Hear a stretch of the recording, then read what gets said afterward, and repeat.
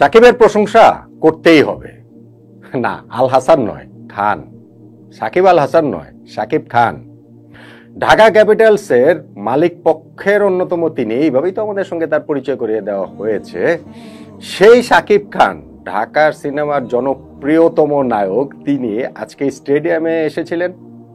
ঢাকা ক্যাপিটালসের শেষ ম্যাচ, তাদের play of খেলার কোনো চান্স আর নেই।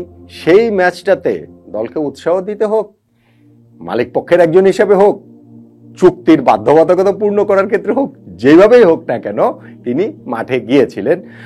ম্যাচ, তাদের এই শেষ ম্যাচ থেকেও প্রাইডের জন্য ঢাকা ক্যাপিটালস লড়াই করবে এবং একটা জমজমাট ম্যাচ হবে, সেটা তো আর প্রত্যাশা করছি না। প্রত্যাশাটা বাড়াবাড়ি, আগের অন্যান্য ভিডিওতেও বলেছি, এবং এক্স্যাক্টলি সেটাই হয়েছে। খুলনা টাইগার্সের কাছে এই ম্যাচটা ঢাকা ক্যাপিটালস মোটামুটি চেয়ে চেয়ে দেখে দেখেই হেরে গেল, এবং তাতে করে ঢাকার বিদায়টা হলো পয়েন্ট টেবিলের 7 দলের মধ্যে 6 নম্বরে থেকে 12টা ম্যাচে মাত্র 2-3টা জয়।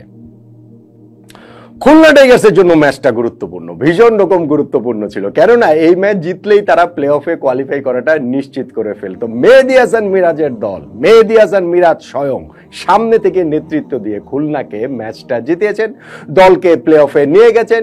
দুর্বার রাজশাহীর ক্রিকেটীয় কামব্যাকের পূর্ণতা তাই হলো না। এই 12 ম্যাচ শেষে 12 পয়েন্ট হয়ে গেল খুলনা টাইগার্সের, দুর্বার রাজশাহীরও পয়েন্ট 12, কিন্তু নেট রান রেটে খুলনা টাইগার্স এগিয়ে থাকায় 4 নম্বর দল হিসেবে তারা প্লে অফে কোয়ালিফাই করাটা নিশ্চিত করলো। এই যে ম্যাচটা হলো, যেইখানটাতে ঢাকা ক্যাপিটালসের বিপক্ষে খুলনা টাইগার্স 6 উইকেটে জিতে নিজেদের প্লে অফটা নিশ্চিত করলো, সেইখানটাতে আপনি টার্নিং পয়েন্ট কোনটাকে বলবেন? দেখুন, ঢাকা আমাদেরকে আরো একটা ভাবে ধন্য করেছে। আমি যে সিলেটের কথা বলেছিলাম না, সিলেট আমাদেরকে ধন্য করেছিল টুর্নামেন্ট থেকে বাদ হয়ে যাওয়ার পরে, মানে প্লে অফে খেলার কোনো সম্ভাবনা নেই ওরকম একটা অবস্থাতে তারা যে 100 রান করেছিল, মানে সিঙ্গেল ডিজিট ডাবল ডিজিটের করে তারা আউট হয়নি।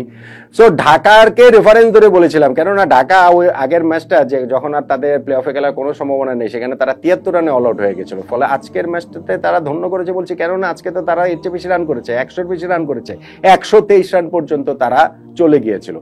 এমনটা যে হবে প্রত্যেকে, মানে মনে হচ্ছিল ঢাকার ব্যাটসম্যানরা দাঁড়িয়ে দাঁড়িয়ে দেখছেন কোনো মতে ম্যাচ শেষ হতে পারলেই বাঁচে, কোনো মতে বিপিএলটা শেষ হতে পারলেই বাঁচে, apart from obviously Tanzid Hasan Tamim. Tanzid Hasan Tamim আজকেও একটা ব্লিস্টারিং নক তিনি খেলেছেন 37 বলে 58 রানের। ইনফ্যাক্ট 13 নম্বর ওভারের লাস্ট বলে তানজিদ তামিম যখন আউট হন, দলের স্কোর হচ্ছে গিয়ে 82-82-এর মধ্যে 58 রানই তিনি করেছেন, এবং 7-7টা ছক্কা তিনি মেরেছেন এই বিপিএলটাতে, মানে এই বিপিএল এর ইনিংসটাতে।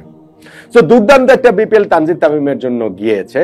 কিন্তু তার যে ওপেনিং পার্টনার লিটন দাসের ক্ষেত্রে এই কথা বলা যাবে, মাঝখানের ওই যে 2-3টা ম্যাচ তিনি ভালো খেলেছিলেন, তাকে জাতীয় দলে ফেরাতে হবে, এটা নিয়ে একটা গণদাবির মতো তৈরি হয়েছিল, কিন্তু শেষটা লিটন দাস করলেন। লিটন দাসের মধ্যে লাস্ট ইনিংসটা তো তিনি আউট হয়ে গেলেন মাত্র 10 রান করে। তারপরে হচ্ছে গিয়ে আরো 2টো উইকেট হারিয়েছে ওইখানে ঢাকা ক্যাপিটালস। আর যখন তানজিদ তামিমের উইকেট হারলাম, যেটা বললাম যে 13 ওভার শেষে তারা 4 উইকেটে 82, সেইখান থেকে ইনিংসটা তাদের ওই তানজিদ তামিমের ইনিংস বাদে মানে কোনো গতি আসলে কোনো জায়গাটাতে পায়নি। হ্যাঁ, শেষে গিয়ে উইকেটটাতে সাব্বির রহমান তিনি কিছু রান করেছেন, মেহেদী হাসান রানা 13 রান করেছেন, সাব্বির কত 20-22 রান করেছেন, এইগুলো আসলে গুড এনাফ না। 123 রানে তারা আটকে গিয়েছে।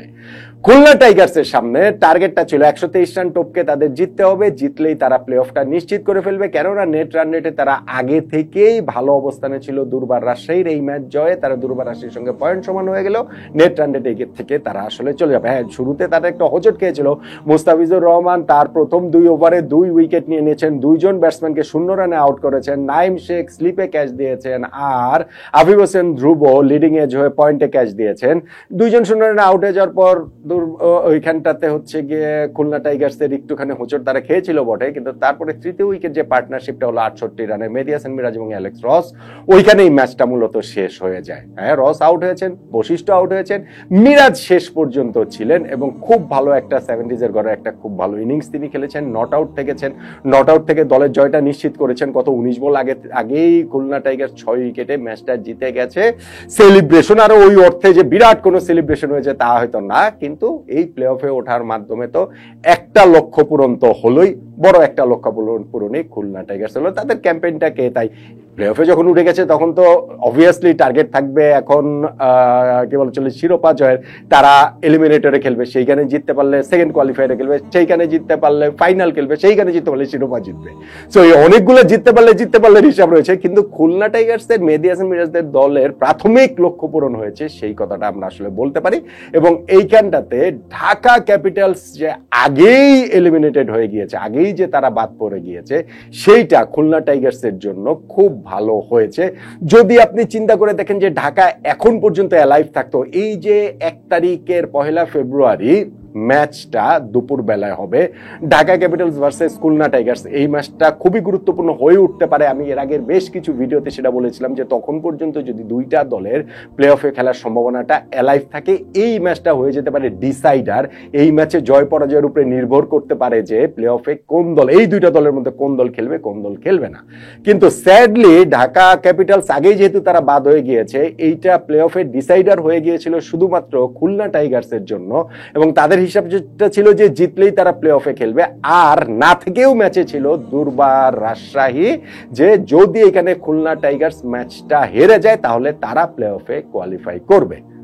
দুর্বার রাজশাহীর সেই ইচ্ছে পূরণ, আশা পূরণ হয়নি। খুলনা টাইগার্সের সেই ইচ্ছে পূরণ, সেই আশা পূরণ, সেই টার্গেট পূরণটা হয়ে গিয়েছে। টার্নিং পয়েন্টের হিসাব করলে তাই আপনি এখন বলতে পারেন যে 123 রানে মাত্র ঢাকা ক্যাপিটালসকে আটকে রাখা, সেটাকে বলতে পারেন। ম্যাচ যেই সিনারিও যেভাবে গড়া ছিল, তাতে করে ওই যে বৈশিষ্ট্য যে আউট করেছেন মেহেদী হাসান কি বলা চলে, যে মিরাজের কথা বলছি কেন, তানজিদ হাসান তামিমকে, সেইটার কথা বলতে পারেন যে খুবই গুরুত্বপূর্ণ। এবং ইন্টারেস্টিংলি আপনার জায়গায় খুলনার টাইগার্সের যে 7 জন বোলার মিরাজ ইউজ করেছেন, 7 জনের সবাই কিন্তু উইকেট পেয়েছেন। হাসান মাহমুদ তো 4 ওভার বোলিং করে মাত্র 5 রান দিয়ে দুইটা উইকেট পেয়েছেন। মিরাজের ক্যাপ্টেন্সিটাকেও এখানে টার্নিং পয়েন্ট বলতে পারেন। ইনফ্যাক্ট মিরাজের যে ইনিংসটা তারপরে খেলেছেন, সেইটাকেও টার্নিং পয়েন্ট বলা যেতে পারে। কিন্তু আমি আসলে টার্নিং পয়েন্ট বলবো ওই ঢাকার আগের ম্যাচে যেটা বলেছিলাম সেটাই, সিলেটের সর্বশেষ ম্যাচে যেটা বলেছিলাম সেইটাই, যে এই ম্যাচের আগেই ঢাকার যখন বিদায় নিশ্চিতই হয়ে গিয়েছে, ওইটাই আসলে টার্নিং পয়েন্ট। এরপরে গিয়ে আর খুলনাকে ঢাকার বিপক্ষে জেতার জন্য খুব যে ঘাম জড়াতে হবে তেমনটাও ভাবতে হয়নি, অমন প্রেডিকশনও ছিল না, আর অমন কিছু আসলে করতেও হয়নি। খুলনা টাইগার্স মোটামুটি সহজেই জিতে প্লে অফে পৌঁছে গেল। এবং তাতে করে আমার কাছে মনে হয় ঢাকা ক্যাপিটালস যে প্লে অফের সম্ভাবনা থেকে, রেস থেকে আগেই ছিটকে গিয়েছে, সেইখান থেকে সেটা দেন এগেন ক্রিকেটীয় কারণ কোড আনকোড, অক্রিকেটীয় কারণ কোড আনকোড, যেটাই হোক না কেন, তারা আগেই যে হাল ছেড়ে দিয়েছে, ওইটাই খুলনা টাইগার্সকে এই ম্যাচ জিতেছে, ওইটাই খুলনা টাইগার্সকে প্লে অফে তুলে দিয়েছে, ওইটাই আমার কাছে টার্নিং পয়েন্ট। কি বলবেন আপনি?